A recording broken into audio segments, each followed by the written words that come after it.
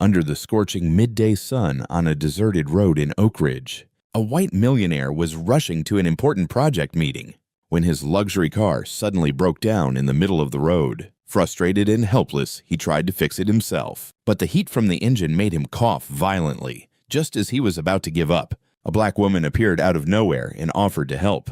Within minutes, the car was running again to his surprise. But then, as the sunlight caught the ring on her finger, he froze because he recognized that ring. Before we go back, let us know where you're watching from and subscribe because tomorrow I've got something extra special for you.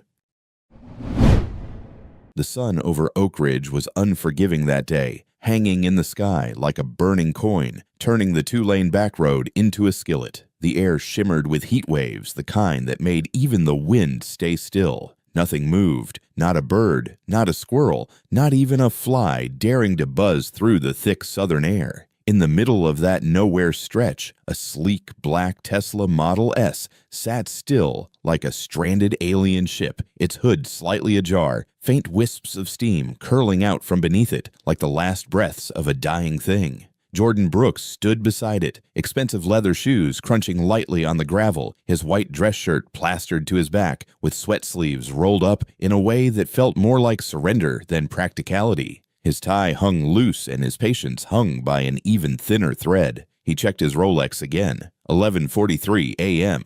In exactly 17 minutes, he was supposed to be standing inside a cooled conference hall with floor-to-ceiling glass, pitching the Cedar Hill Innovation Complex to a boardroom full of powerful investors. Not here. Not melting beside his car on a forgotten road outside a town he hadn't thought about in over 20 years. He sighed deep and sharp, looking out across the flat, dusty horizon, wondering how a billion-dollar company could still let its CEO end up without cell signal in the middle of nowhere. His Tesla had been purring fine this morning, but an hour into the drive, a light blinked on the dashboard, something about coolant temperature. He ignored it. The meeting mattered more. Now, here he was, watching white vapor spit and curl out like ghosts from the open hood. He popped the frunk, took one look inside, and instantly regretted it. Steam blasted up with a hiss, fogging his sunglasses. He staggered back, coughing, waving a hand through the mist. The irony gnawed at him. He could speak fluent code, could explain blockchain integration to investors in under 5 minutes, but couldn't name a single component inside the engine of his own car. A gust of hot air blew past. He rolled his eyes, ran a hand through his slicked-back blonde hair, and glanced again at his phone. Still no signal. The status bar glared at him like an insult. Then from the distance came the sound of a sputtering engine. Not smooth or efficient like his Tesla, this sound was raw mechanical coughing, like an old man clearing his throat.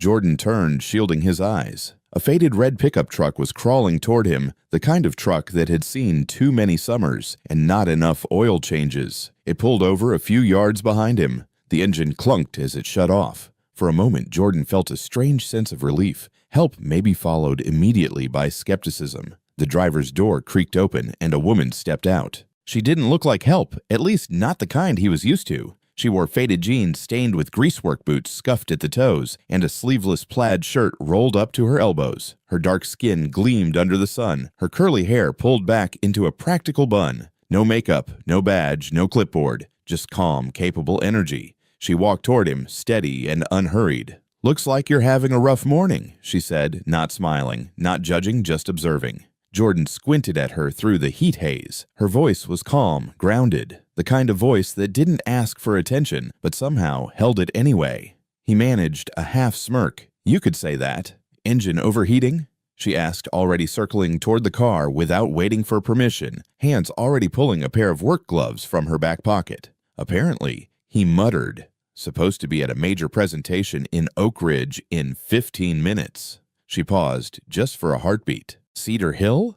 she asked, glancing sideways at him. He blinked. "Yeah, you've heard of it. I've heard enough," she replied simply, then leaned into the open hood with the confidence of someone who didn't need to prove she belonged there. Jordan frowned slightly. There was something disorienting about this moment. The Tesla was a precision machine, silent, clean, cutting edge, and she looked like someone who belonged under a '78 Ford, not fiddling with a smart EV on the side of a sun-baked road. "You've been ignoring your maintenance alerts," she said flatly, already adjusting something near the coolant tank. "System's been warning you for a while." "I've been busy," he said, trying not to sound defensive. Running a company. The sound again. Not amused, not dismissive, just neutral. Maybe a little tired. She pulled out a multi-tool from her back pocket and twisted something with precision, her hands moving in sharp, efficient lines. No hesitation. Still, he watched her warily. His corporate instincts kicked in. High-risk roadside assistance. Unknown variables. Small town. No ID. No certification. And she hadn't even asked before touching the car. "You sure you know what you're doing?" he asked, a little too sharp, the edge of control creeping back into his voice. She didn't look up. "You sure you want to keep standing in the sun while I prove it?" Jordan opened his mouth, then shut it. He didn't like being out of his depth, and something about the way she hadn't flinched, hadn't even cared who he was, threw him off balance. Most people either deferred or performed. She did neither. After a minute, she stepped back, wiped her hands on a cloth that had seen better years, and let the hood fall closed with a solid thunk. "Temporary fix," she said. "Should get you to town. But if you keep pushing it like this, you'll fry the whole system. And Tesla or not, that's gonna cost more than just money." Jordan folded his arms. "You're a mechanic, third generation," she said, finally meeting his gaze. "I run Iron Hope Auto 10 miles that way." She gestured loosely behind her. "Just past the bend, big blue sign. Most folks miss it." He looked her over again this time, more carefully. She didn't wear a name tag. No logo on her shirt. Her boots were oil-worn and sturdy. Her jeans had holes, not for fashion, but from years of kneeling in gravel. She didn't look corporate. She looked real. Still, the doubt lingered. "Iron Hope," he repeated. "Can't say I've heard of it." She gave a dry half-smile. "You would have had to be looking for something that ain't advertised." Then, more pointedly, "which most people like you don't." Jordan flinched just slightly. It wasn't the first time someone had read him with such unnerving accuracy, but it was the first time in years it felt earned. She turned to go. "Keep an eye on your coolant level and your ego."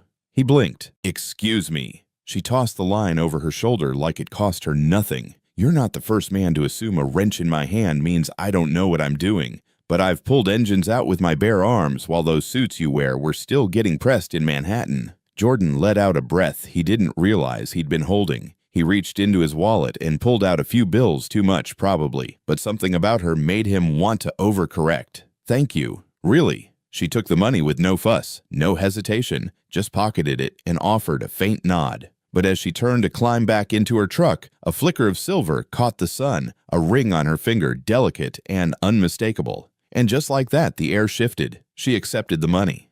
As she did, he caught a glimpse of something on her finger. A ring. Silver aged with a delicate blue sapphire set in the center. It shimmered in the sunlight, so small but unmistakable. His breath hitched. "Where did you get that?" he asked, his voice tighter than he meant. She froze, then instinctively closed her fingers around it. "It was my mother's," she said, eyes narrowing. Why Jordan couldn't speak. His mind was spinning.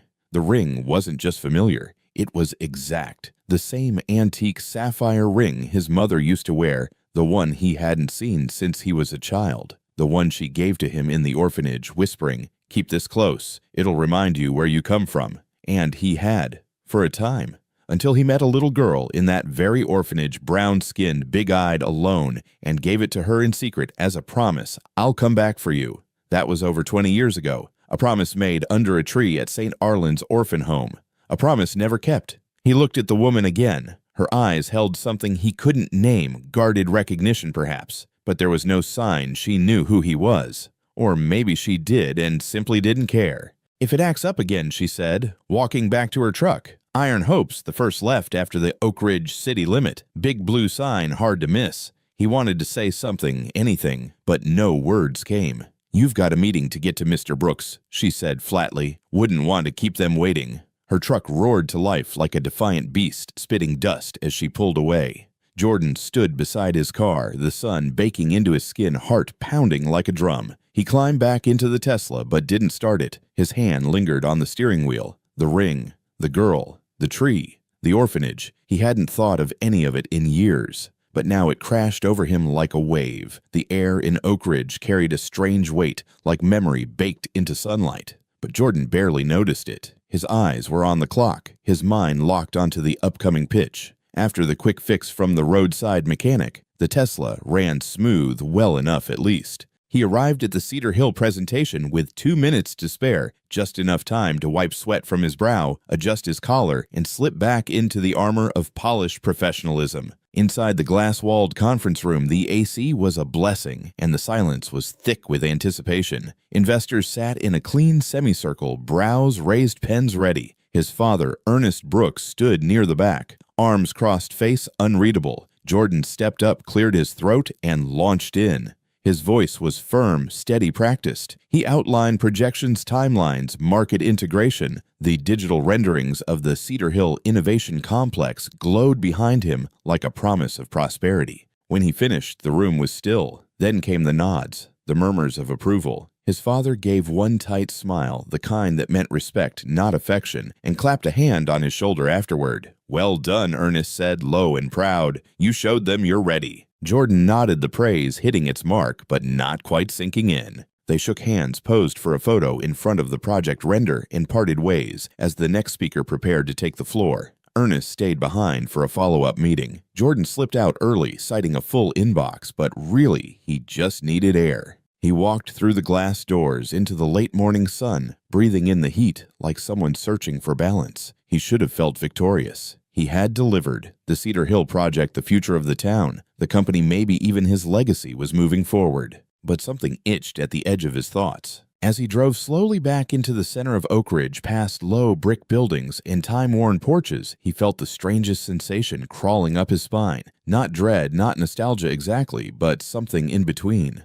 A whisper, a familiarity he couldn't quite place. The main road was lined with old oak trees, whose roots pushed against cracked sidewalks. Everything felt smaller than it should have, not just physically, but emotionally, like a dream he'd forgotten but never really let go of. Back at the hotel, he should have been practicing, reviewing his notes, checking his schedule, but instead, he sat at the edge of the bed, his laptop open, fingers frozen above the keyboard. He typed in St. Arlen's Children's Home without even thinking. And now he stared at faded images of the facility, a red brick building, a rusting swing set, a crooked sign above the entryway that hadn't changed in decades. He didn't know why he remembered it now, or why it mattered, but it did. Something inside him whispered that it was the place, the beginning of something he couldn't quite name. He closed his eyes and let himself slip backward. He was 5 again, small for his age, too quiet, too pale for the other boys. The tricycle was always broken, the sandbox always half empty. The kids played in loud packs, but he stayed to himself until one day a girl came over and sat beside him. She didn't say a word, just watched the ants crawl over the pavement. She had dark skin, wide eyes, and her hair was tied in 2 little puffed buns on either side of her head. She was younger, maybe 3 or 4, always clutching a torn cloth rabbit. Some kids teased her, called her names. But Jordan Joey, back then the name the staff had given him, offered her half of his peanut butter sandwich and a quiet corner of the yard where no one bothered them. Day after day, they sat beneath the old elm tree, drawing shapes in the dirt, sharing crumbs and quiet. He remembered the last afternoon before he left the home. They told him a family was coming. Important people. They gave him a new shirt, combed his hair. But his stomach was in knots. The girl had come to their usual spot by the tree, clutching her rabbit. Her eyes looked afraid, like she knew something was ending. Joey Jordan had reached into his pocket and pulled out the silver ring his real mother had given him. A small, delicate thing with a blue stone that shimmered in sunlight. He didn't know why he had it, still only that it felt wrong to keep it. So he slipped it into her tiny hand. "This was from someone who loved me," he'd whispered. "Now it's for you. I'll come back. I promise." But he never did. Now, 20 years later, he sat in a hotel room barely 3 miles from that tree, remembering the warmth of her fingers, the certainty in his young voice, the way time eroded the promises of children. He clenched his fists, then looked down at his palms. They were trembling. Across town, in the back room of Iron Hope, Otto Imani sat cross-legged on the cold concrete floor beside an open toolbox. The shop had long since gone quiet. Xavier had gone home for the evening, and the only sound was the soft ticking of the cooling engine overhead and the hum of the single hanging bulb swaying gently in the draft. Its light cast slow-moving shadows along the walls, as if the room itself remembered more than it let on. In her hand she held the ring, silver, slim with a blue sapphire, that always caught the light in a way that made it feel like it was trying to speak. She rolled it slowly between her fingers, feeling its weight, not just the metal, but the memory it carried. She had worn it for as long as she could remember. Not because someone told her to, not because she was told what it meant, but because from the moment it touched her skin, it had felt right, necessary, like something meant to fill a hole no one else could see. She didn't know the name of the boy who gave it to her, just his quiet way, his pale hair and small hands, his whisper beneath the old elm tree behind the orphanage. She remembered how he slipped the ring into her palm and said it was from someone who had loved him once, and now it was for her. She had asked him why. He'd only said, "So you don't forget." And she hadn't. She wore the ring through every foster home, every hospital visit, every long night, wondering who she was and where she came from, not because she knew, but because the ring gave her something to hold on to, something hers. Years later, digging through one of Xavier's old file boxes in the attic, she had found a photograph unlabeled, folded at the corner, brittle with age. It showed a woman standing in front of a porch. The details were hard to make out. The picture had faded. The light had been bad, but on the woman's hand was a ring. Silver, small, blue stone in the center. She hadn't needed confirmation. Something inside her just knew. That was her mother. She kept the photo tucked in a book no one ever borrowed. She never showed Xavier, never asked, because even if it wasn't true, it had to be. The ring had to mean something. The boy had to have known something. And even if it was all just a child's fairy tale, it was the only story she had. Now, as she sat in the stillness of the garage, the memory of the boy had returned. Because earlier today, a man grown successful, polished in a way that life had never allowed her to be, had looked at the ring like it had punched a hole straight through his chest. Jordan Brooks. That was his name now. But something in the set of his eyes, the quiet way he'd hesitated, felt too close to forget. She'd never told anyone. Not even Xavier, because deep down, even before today, she had always felt it, that the ring and the bird belonged to the same story, that she wasn't just forgotten, that someone had once promised to come back. And now maybe he finally had. She stood up slowly, pocketed both items, and walked out into the night. The street was still empty, just the whine of cicadas and the creak of wind through trees. Her heart felt too big in her chest. Back in his room, Jordan scrolled through digital archives, property records, old newspaper clippings. A name kept surfacing: Ava Reed, a woman who once owned a piece of land just outside Oak Ridge. A woman whose name vanished after a suspicious court ruling transferred ownership to the Brooks family 2 decades ago. He clicked on an old photo in the article. There she was, a young woman with dark skin holding a baby in her arms. On her finger, unmistakably, the sapphire ring. Jordan leaned back, eyes wide. He felt the edges of his world bending. That woman, she looked like someone. Not Imani, but like the girl from the tree. And suddenly, he knew. Not everything, not yet, but enough. Enough to understand that the past wasn't gone. It had just been waiting for him to come back. The next morning, he didn't dress for a boardroom. No tie, no polished shoes, just jeans, a plain shirt, and the truth starting to burn a hole in his chest. He had questions. And he was done pretending he didn't care about the answers. The sun was gentler that morning, filtered through a thin layer of clouds that softened the world just enough to make it bearable. Jordan stood outside Iron Hope Auto with the small wooden bird in his hand. He'd polished it the night before, careful not to erase the grooves made by tiny, uncertain fingers. It was still lopsided, a little rough, but something about it had survived, just like the promise it once carried. He stared at the door, wondering if walking through it would reopen wounds or offer the answers he was beginning to need more than clarity itself. Then, without a word, he stepped inside. The shop smelled of machine oil and aged metal, familiar and grounding. Imani was under the hood of a beat-up sedan, arms buried in its guts, humming something soft and unrecognizable. She didn't look up when the bell over the door jingled. He waited. When she finally emerged, wiping her hands on a faded red rag, her eyes met his without surprise. It was as if she'd known he would return. "I brought something," he said, his voice low. She said nothing, her expression unreadable. He held out the bird, resting it gently on the counter between them. Imani stared at it. For a moment, the world narrowed into silence. She reached out slowly, as though touching it would bring everything back at once. Her thumb grazed the curve of its wing. "You kept it," she whispered. Jordan nodded. "So did you." Her eyes flicked to the ring on her hand. She said nothing, but the silence between them changed. It deepened. "I was 5, he said carefully, maybe 6. I didn't even know my last name back then. They called me Joey." Imani's hand stopped moving. "There was this tree in the yard. Big. Elm, I think. You used to bring that old rabbit with the ear torn off." "I remember," she said quietly. "You gave me this." He continued nodding toward the bird. "And I gave you the ring." She looked down at her hand at the delicate silver band that had rested on her finger since before she could read. "You said it was from someone who loved you." "It was. My mother.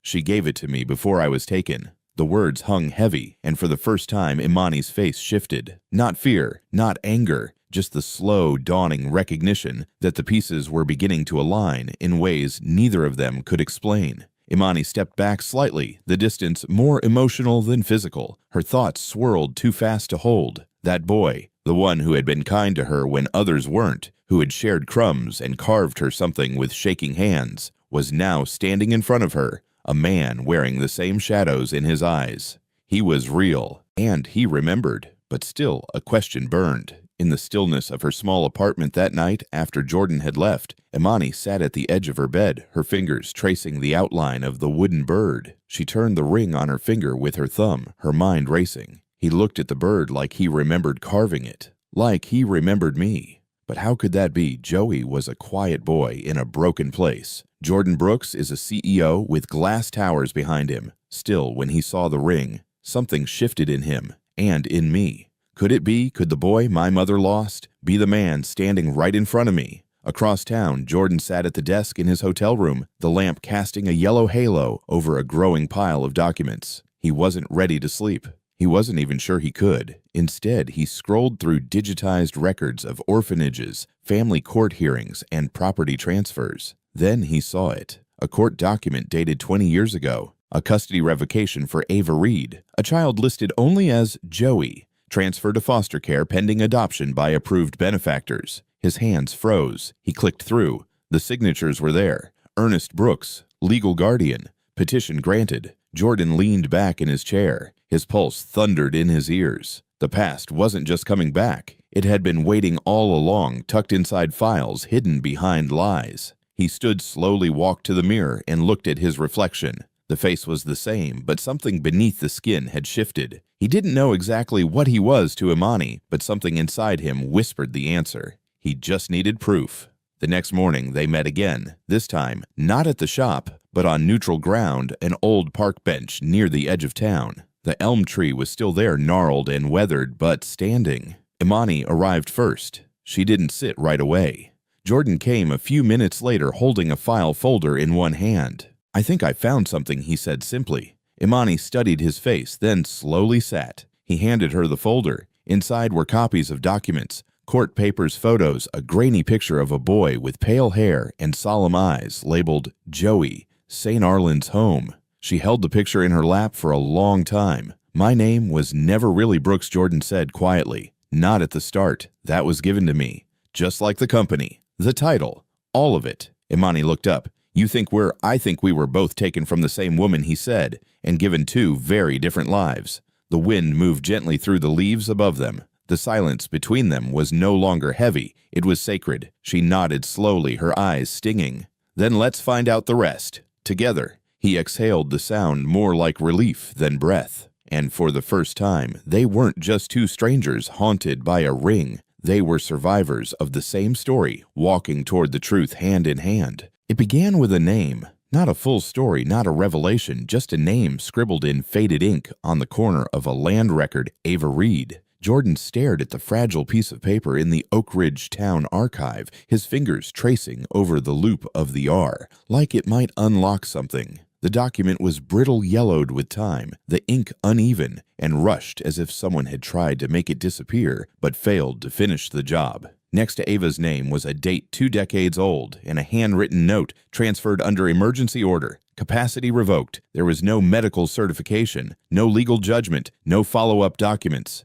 Just a line that turned ownership of 38 acres of freshwater-rich land over to Brooks Development. And at the bottom, in unmistakable black pen, was the signature of Ernest Brooks. Jordan folded the document with deliberate care, heart hammering against his ribs. Outside the courthouse, the sun was too bright. The light felt harsh, now accusatory, as though even the air knew he'd just seen something he wasn't meant to find. He sat in his car and didn't start it. His hands were shaking again. That name, Ava Reed, the woman from the photo, the ring, the baby in her arms, the land they were building Cedar Hill on. It was all connected. He just didn't know how deep it went yet.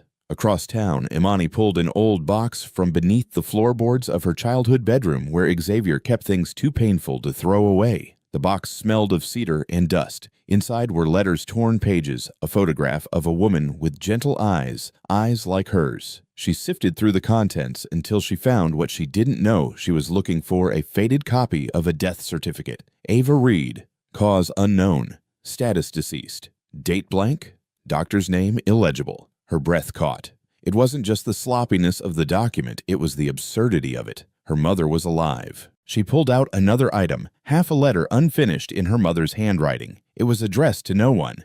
Just began, "They took him from me. I didn't even get to see his face. Tell him if you ever find him, he was loved." That night at Iron Hope, the shop was quiet, but not still. Jordan stood by the workbench, papers in hand. Imani walked in through the side door, carrying her own stack of brittle evidence. They didn't speak right away. The hum of the overhead light filled the space between them. Then silently they laid their papers down side by side. Property transfer, death certificate, court filing, handwritten letter. It was like watching puzzle pieces slide into place. Same date range, same names, same land, same loss. Jordan looked at Imani. "They took something from both of us," he said, "and they buried it under concrete." Imani's voice was low. "They didn't just take something. They took someone." There was a long silence. Jordan sat down on the edge of the table. "My adoption papers say my biological background is sealed, that there were no living relatives, but someone had to give me up. I never asked why. I never questioned the story my father gave me. Maybe I didn't want to." Imani nodded slowly. "Xavier told me I had a mother, that she fought to keep me, but lost. He never mentioned a brother." Jordan's breath stilled. "You think it could be me?" Imani didn't answer. Not with words, just opened her palm. In it was the wooden bird, the one he carved, the one she kept. "You gave me this. You don't remember giving it to a stranger." Jordan stared at it, at the way the wings were shaped, the crooked tail. His hands had made that. Small hands, uncertain but determined. "I called myself Joey," he whispered. Her eyes were wet. "I called you my friend." Jordan stood. "I need to know for sure." She nodded. "Me too." The next morning, he called in a favor from an old contact in legal affairs, someone who could discreetly access sealed adoption records. In return, he offered the promise of inside access to a deal that might never exist. Meanwhile, Imani drove to Xavier's place, an old wooden house on the edge of town past the river bend. Xavier opened the door with tired eyes. He didn't speak, just moved aside to let her in. The air smelled like coffee and old varnish. Imani sat down on the worn sofa ring, visible voice steady. "Did Mama have a son before me?" Xavier sat across from her, hands clasped between his knees. For a moment he didn't breathe. Then slowly he nodded. "She did." "Why didn't you ever tell me?" "Because it was dangerous. Because I didn't know if he survived. Because the people who took him had more power than anyone I could fight." "Do you know where he went?" "No. Only that he was renamed, erased, given to someone rich, and that your mother never forgave herself." Imani leaned back the room, spinning gently around her. "His name was Jordan," she whispered. Xavier didn't blink. Then she was right all along. Later that night, Jordan stood in his hotel room, watching the screen refresh. A notification dinged. His contact had found something, a partial birth record altered, but still legible beneath the redacted ink. Born to Ava Reed. Male. Date matched his own birthday. Location, Oak Ridge. The screen blurred as he blinked. He reached for the nightstand, pulled out the small wooden bird, and closed his hand around it. It no longer felt like a keepsake. It felt like a compass. They were getting closer to the truth. And truth, once seen, cannot be unseen. The sun had long dipped behind the hills when Jordan returned to the garage. The lot was empty, quiet, bathed in the kind of dusky glow that softened even the harshest truths. Imani was already there, seated at a weathered table inside a small lamp, casting a cone of light over stacks of papers, old photographs, yellowed letters, and two small artifacts that meant the world to both of them: the carved wooden bird, and the silver ring. Neither of them spoke right away. They simply stared down at the table at the pieces of a past they never knew belonged to them both. Jordan reached into his bag and pulled out a manila envelope. He opened it slowly and slid the contents across the table. Property transfer records, court documents. One in particular caught Imani's eye. An order granting custody of a child named Joey Reed to a guardian affiliated with Ernest Brooks, dated 21 years ago. Her hand trembled as she picked it up. "I found it in the Oak Ridge Municipal Archive," Jordan said, his voice low, steady. "They changed my name, scrubbed everything. Even the date of birth was shifted by 3 months. But that name, Joey, was mine." Imani nodded, lips pressed tight. She reached for a creased letter she had carried with her since she was 12. One she'd never shown anyone. It was addressed simply, "To my children, if you ever find each other." The handwriting was careful, shaky. She laid it beside the records. "My mother wrote this. She was trying to reach us long before we even knew we needed to be found." Jordan stared at the letter, at the familiar loops of the script. Her name was Ava. Ava Reed. "She's my mother too, isn't she?" Imani looked up, her eyes glassy. "Yes." There was a pause that seemed to stretch into something sacred, a space where everything false could fall away. "I had a DNA test done," Jordan continued. "I submitted my sample 3 days ago after I found the Reed file. Results came in this morning." He pulled out his phone, unlocked it, turned the screen toward her. The screen displayed a simple result: siblings, full match. Probability 99.9%. Imani didn't gasp, didn't cry. She simply closed her eyes as if she had known all along but never allowed herself to believe it. When she opened them again, she met his gaze fully. Not as strangers, not as mechanic and executive, but as something ancient, as something whole. "I used to dream about a brother," she said quietly. "When I was little, after the orphanage, I'd sit on the floor in my room and make up stories. That he got adopted by a kind family, that he lived by the water, that he'd find me one day." Jordan smiled, but it didn't reach his eyes. "And I used to carve birds, for someone I couldn't name. I never knew why, but I felt like I left something behind. Someone." Outside, the wind shifted. The branches tapped softly against the workshop's roof. The night had deepened, but neither of them moved. This wasn't a moment to rush. It had waited over 20 years to happen. "I have to ask," Jordan said after a while. "We don't look alike. People will ask. I've asked myself." Imani nodded. "I wondered too.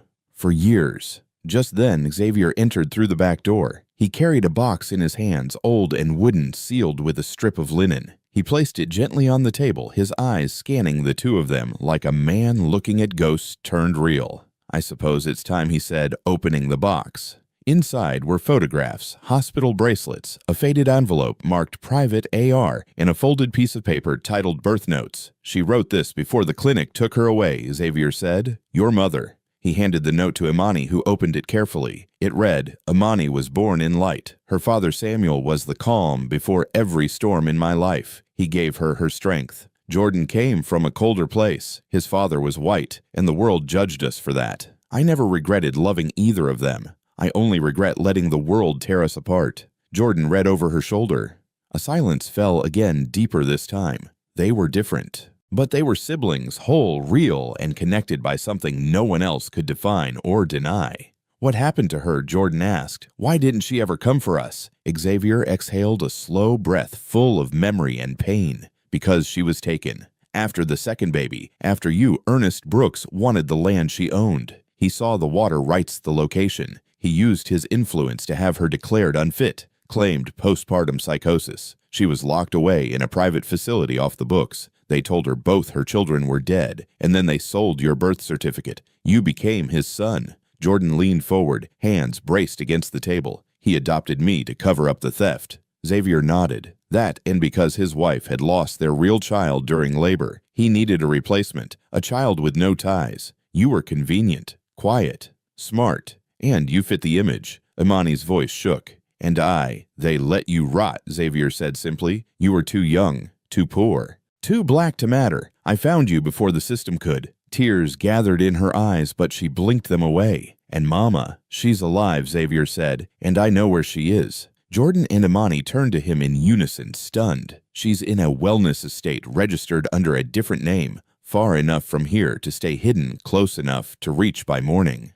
The siblings looked at each other. A quiet determination passed between them. Jordan stood. "Then we go together." Imani reached out, took his hand. Together. Outside, the first light of morning began to edge across the horizon, and for the first time in 2 decades, brother and sister stood not in the shadow of a lie, but in the dawn of truth. The city skyline shimmered under a pale morning sun as Jordan stood silently in front of the towering glass facade of the Brooks Global headquarters. Behind him, Ava and Imani waited their presence, composed, their purpose resolute. The time for quiet reconciliation had passed. Now came the confrontation. The truth, sharpened over decades of silence, was ready to be spoken aloud. No longer a whisper in hidden rooms or buried documents, it would echo through these marble halls and shatter the legacy built on its suppression. Inside, Ernest Brooks was already seated at the boardroom table, flanked by executives in tailored suits, their eyes cold and curious. They had been summoned under the guise of a private briefing for the final approval of the Cedar Hill project, but Jordan had rewritten the agenda. As the elevator doors opened and he stepped out, the room quieted. Imani followed at his side, and then Ava entered, a quiet force wrapped in memory and fire. Ernest stood. "Jordan, what is this? Who are these?" Jordan raised a hand. "Before you speak, before you lie again, you'll listen." He moved to the head of the table, not to take the seat, but to stand before it, hands braced on the cold wood. Imani remained at his right, Ava just behind each of them, aligned like pieces of a truth long withheld. "I'm not here to celebrate a project," Jordan began, voice steady. "I'm here to dismantle a legacy. Your legacy." A few board members shifted uncomfortably. Ernest's expression didn't flinch. 25 years ago, Jordan continued, a woman named Ava Reed owned the land this company now claims as its crown jewel. She refused to sell. She was labeled unstable. Her child, me, was taken. Her second child, my sister, was hidden to keep her safe. This woman, he said, gesturing toward Ava, was stripped of everything. And you made sure of it. Ernest's mouth tensed. "You're being emotional. You don't know what you're saying." "I know exactly what I'm saying," Jordan snapped. "You forged court documents. You buried medical records. You adopted me under a false name after declaring my mother dead. And you built this empire on land you stole with a lie." Gasps rippled quietly. Ava stepped forward, now eyes locked on Ernest. "I was not insane," she said, her voice controlled but fierce. "I was grieving. You had me medicated until I forgot how to scream. You took my children, but you didn't erase me." Ernest's gaze darted to the board, gauging their reactions. "This is a ploy, an emotional stunt. Then explain this," Imani said sharply, pulling a folder from her coat. She opened it and laid out copies, DNA results confirming sibling match land deeds with Ava's signature and forged amendments, birth records, adoption files with mismatched timelines. Ernest reached for one of the documents but stopped himself. Jordan leaned forward. "You knew all this time. You raised me to replace the son your wife lost. You used my name to launder your guilt. You paraded me in front of shareholders like a trophy of succession. But I was never yours." A long silence followed. The board didn't speak. Even the city beyond the windows seemed to hold its breath. Then Ernest finally spoke, low and bitter. "You were nothing when we found you. She was nobody. You have all of this because of me." Ava's jaw tightened. "He has strength in spite of you, not because of you." Ernest's voice rose. "You want to destroy everything I've built. I want the truth to stand where your lies used to," Jordan said. He turned toward the board. "Effective immediately, I'm resigning from my role. I'm transferring all holdings connected to Cedar Hill back to the Reed family. And I'm cooperating with a federal investigation into how that land was acquired." A hush fell. Then murmurs. Shock, disbelief, concern. Phones buzzed as messages were quietly exchanged. At that moment, the door opened again. Elise stepped in. She was dressed for court, not a boardroom, and her expression was unreadable. "I thought you should know," she said evenly. "A story will run at noon." I gave them everything, documents, recordings, eyewitness accounts, including Ernest's threats. "The media knows. So do the authorities." Ernest paled. "You think you're heroes," he spat. "You think anyone will believe this twisted story?" Jordan met his gaze without flinching. "They don't have to believe it. They just have to see it." A junior executive, confused but emboldened by the tension, hesitated before asking, "But if your family, how is it that you—" He stopped, embarrassed, unsure how to ask what he meant. Ava understood. She stepped forward gently. "You want to know why my children look different," she said softly. "Why one has skin like mine and the other does not. The room was silent, because I lived a life that had chapters. Jordan was born first from a man whose power outweighed his compassion. He was white. Imani came later from love, from a man who gave without taking. He was black. They share no father, but they share me. And that makes them brother and sister in every way that counts. No one spoke. No one could. Ava looked once more at Ernest. You thought power was enough, but truth is heavier. It outlasts your buildings, your fortune, and it brought us back to each other. Imani took her mother's hand. Jordan did the same. We are not your secret anymore, Jordan said. We are not your lie. The three of them walked out together. Behind them, the room erupted voices, questions, panic. But none of it mattered. They had said what they came to say. And now the world would hear it too.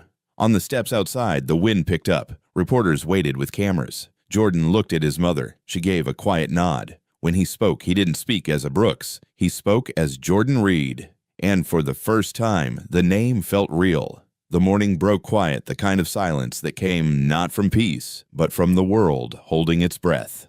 Outside Brooks Global headquarters, the street buzzed with tension. News vans formed a line down the block, their satellite dishes pointed toward the sky. Cameramen adjusted focus. Reporters rehearsed lines, lips tight with urgency. The city had heard the story overnight, a story of power abused, of land stolen, of a mother imprisoned and erased. And now the cameras waited to capture the moment when the man behind it all would no longer be above the law. Inside the building, the glass elevators glinted with sunrise as a group of federal officers moved briskly through the lobby. No alarms, no spectacle, just quiet intent. When they reached the executive floor, the receptionist had already stepped aside. Ernest Brooks stood at the window of his corner office, back straight, hands folded. He didn't resist when they entered. He didn't speak. He only turned, blinked once at the badge, and allowed the cuffs to be placed around his wrists. He walked out with the same posture he'd always carried, spine straight, shoulders high, but without the illusion of invincibility. The cameras caught everything. At home, in a modest living room filled with sunlight and the scent of chamomile tea, Ava Reed sat on the edge of a sofa, hands clasped. She wasn't watching the news for spectacle. She didn't flinch when Ernest appeared on screen, flanked by officers escorted into the back of a black vehicle. Her fingers tightened slightly, her breath steady. Imani sat beside her silent, watching her mother more than the broadcast. Ava exhaled slowly. It's not vengeance, she said softly, almost to herself. It's justice, finally. Across town, Jordan stood behind a podium facing dozens of microphones and hundreds of eyes. The press conference had drawn local and national attention. Behind him was not the Brooks crest, but a plain white backdrop with the words Olivia Foundation Truthland Justice. He wore no designer pin, no branded suit. Just a dark shirt and a calm expression that betrayed no fear. He leaned forward slightly, speaking not with outrage, but with gravity. My name is Jordan Reed. I was once known as Jordan Brooks, son of Ernest Brooks, heir to the Brooks legacy. But that story, like many others, was a lie. The silence in the room was electric. I was taken from my mother, Ava Reed, under the pretense that she was unfit, unstable. She was neither. She was a woman who stood in the way of greed. My sister Imani was hidden for her protection, and I was raised in the shell of a family built on theft, conditioned to inherit a business built on land that was never ours. He paused, eyes sweeping the room. But I know who I am now, and that name Reed is not just mine. It's my mother's. It's my sister's. It's the name that was buried. Today, I reclaim it. He unfolded a single sheet of paper, held it briefly, then set it down. As of this morning, I have fully resigned from all Brooks Holdings operations. I have relinquished all rights, shares, and claims to the company. I will not inherit a stolen empire. I will not be the face of a lie. He gestured toward a second folder. The land formerly known as Cedar Hill, acquired through coercion and fraud, will be returned to the Reed family. And from it, we will build something honest, something that serves people, not power. The flashes from cameras intensified, but Jordan didn't blink. We are launching the Olivia Foundation. It will work toward land restoration, community healing, and justice for those who have been displaced, silenced, or forgotten. This isn't just about the past. It's about changing how we move forward. A reporter stood and called out Jordan, "Why come forward now?" After all these years, Jordan's voice was quiet but unshakable, because truth takes time.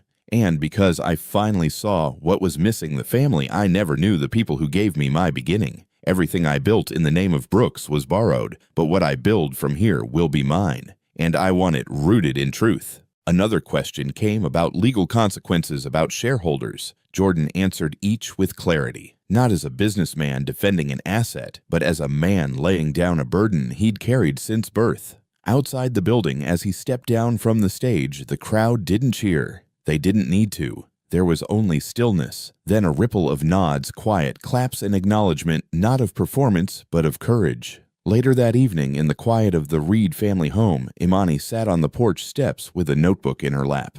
Ava tended to a small herb garden by the fence, her hands deep in the soil she once thought she'd never see again. Jordan emerged from the house, 2 cups of tea in hand. He handed one to Ava, who took it without a word, and looked up at the softening sky.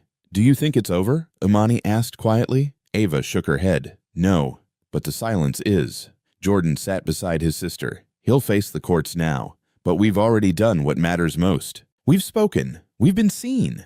Imani smiled faintly, "And we did it together." Inside, the television played softly. The anchor's voice filled the background, detailing the charges against Ernest, the timeline of deceit, the words Olivia Foundation now trending across networks. But no one listened closely. They didn't need to. The world could catch up in its own time. For now, they were just a mother and her children sitting beneath a fading sky, reclaiming a peace they'd been denied too long. And in that stillness, as dusk wrapped around the porch like an old blanket, Jordan whispered aloud, not for the cameras, not for the press, but for the child he once was. "I'm home." The land hadn't changed much, not on the surface. The same hills rolled quietly under the sky. The same red clay clung to boots. The same oak trees stood watch like elders who remembered everything. But for Ava, Jordan, and Imani, everything was different. The land had been returned, not just in name, but in spirit. For the first time in decades, it belonged to them again, not as property, but as promise. They arrived early that morning with Xavier, who stood beside the rusted gate in silence, his eyes sweeping over the fields like a man remembering every step he'd once taken. "She's still here," he murmured, laying a hand on the wooden post. "Buried but not broken." The farmhouse stood in the distance, weary from time but not beyond hope. Its roof sagged in places, the windows clouded with dust, but its bones were strong. Ava walked ahead, her footsteps slow but sure. She hadn't seen this home since she was forced out of it. Back then, her hands had held 2 babies, and her heart had held more fear than she could name. Now, her hands were empty, but her heart was steady. Inside, the light filtered through tattered curtains, casting long, soft shadows on the floorboards. Ava ran her fingers along the frame of a broken rocking chair, the air thick with old memories. "This is where I sang to him," she said, nodding toward Jordan. "And over there," she pointed toward the back wall, "was the cradle I carved for her. Before they took it all." Jordan knelt and lifted a fallen picture frame, brushing away dust. The photo inside had faded to sepia, but the faces his mother, a younger Xavier, and a child that could have been either of them remained. "We'll bring it back," he said. "All of it. The land, the house, the truth." And so the work began. Over the following weeks, volunteers from nearby towns trickled in. Some came because they remembered Ava. Others came because they had heard the story and wanted to help make it right. Carpenters, gardeners, teachers, and former Brooks employees, now jobless but no longer loyal to the lie, joined them with tools, with food, with hands willing to build. The Oliva Center was born not in a boardroom, but in the soil. It began with a single classroom in the refurbished barn where Imani taught young women to repair engines. She stood before them in coveralls, sleeves rolled up, grease on her palms, her voice sure and direct. "This isn't about fixing cars," she told them. "It's about building something no one can take from you." Children gathered under the old oak, now cleared of its dead limbs, its branches hung with wind chimes made from scrap metal and glass. Ava led reading circles there, her voice warm, patient, the way it had once been in lullabies. The children sat cross-legged, some barefoot, their eyes wide. For many, this was the first time they had seen a woman like her, gentle, black, strong, and leading with story instead of fear. Jordan managed the logistics not from behind a desk, but on the ground. He took calls under trees, drafted policy, while seated on crates, met with donors in folding chairs. When reporters asked why he didn't rebuild an office tower, he simply said, "Because I'm done standing above people." The name Olivia, born from Olive and Ava, spread fast. The foundation partnered with local schools, restored clean water access, and began reclaiming neighboring lots left abandoned by the Brooks Corporation. Elise helped quietly from a distance, coordinating media coverage, filtering funding offers. She never tried to reclaim a personal stake. Her apology had been clear: I came from power, but I stay for the truth. One evening, as the sun dipped low behind the hills, Ava stood on the porch of the now-restored farmhouse, watching the day's light spill over the valley like honey. The house had been painted white again, the porch railings mended, the rocking chair reupholstered in blue. Xavier joined her, handing over a cup of tea. "It's not what it was," he said, "but maybe it's what it was always meant to be." She nodded, eyes misty. "We lost years, but not the root, and that's why we're still here." In the barn, Imani wiped her hands on a rag, laughing with two students who had just completed their first engine rebuild. One was a 17-year-old girl who had never known her father, the other a boy who dropped out of school the year before. "You've got it," Imani said, voice firm. "Don't ever let anyone tell you what your hands can't do." At the edge of the property, Jordan stood by a newly installed fence, watching as a truck delivered saplings, native trees, to replant the grove that had once lined the creek. A boy approached him, no more than 8 eyes, squinting under a too-big cap.